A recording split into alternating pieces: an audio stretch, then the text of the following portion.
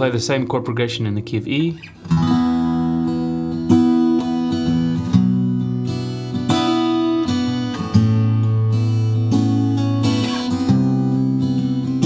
In the key of G.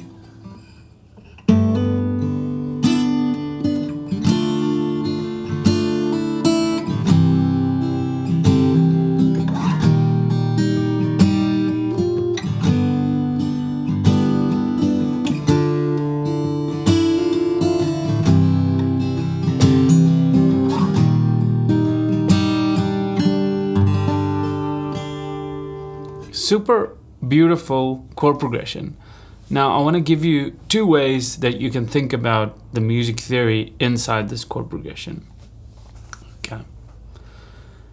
The first one is you have these two very interesting chords, the 5 minor and the flat 6 major, even though this is very obviously in a major key, you know? That's the key center. Okay. But you have a 5 minor chord. Very interesting. Now, where do you get a 5 minor chord? From the minor key. So you're basically borrowing one chord from the minor key, giving it some interest, and the same with the flat 6 chord. That is the first way you can think about it, because in the key of D minor, we've got a 1 chord, 1 minor. We've got the B flat, and we've got an A minor.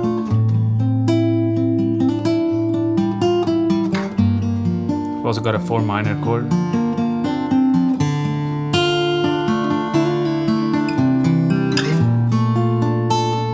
You know, that sounds very minor if I just stay in the key of D minor. So basically it's just saying momentarily I'm grabbing a chord from the minor key instead of major key.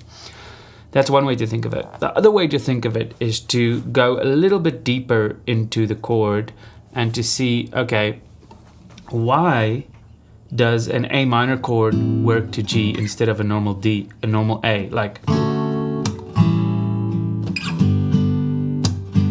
that would be in key. D to the 5. But now this works a bit better. Now, my thinking is, the only difference between an A7 and an A minor 7 is the C sharp goes down to a C.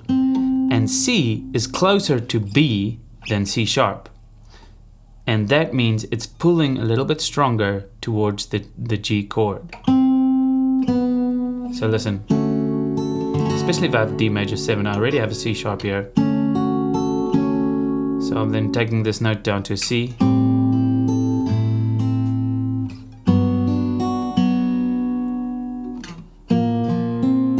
And then that goes down to a B flat. That's why the B flat works. So inside the song you have this melody. Even though you're not playing those exact versions of the note, you're playing a C sharp. And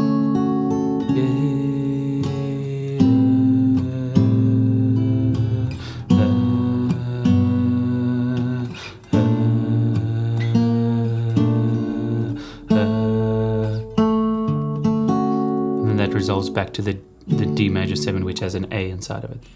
So you can see the line, the melody line moving. It's the same thing that happens with Stairway to Heaven. Stairway to Heaven, when you have these chords.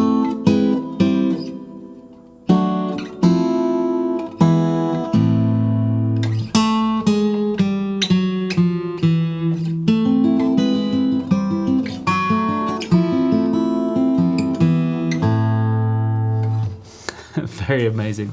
So a lot of this stuff is, there's a line that kind of connects the chords together, because you couldn't play like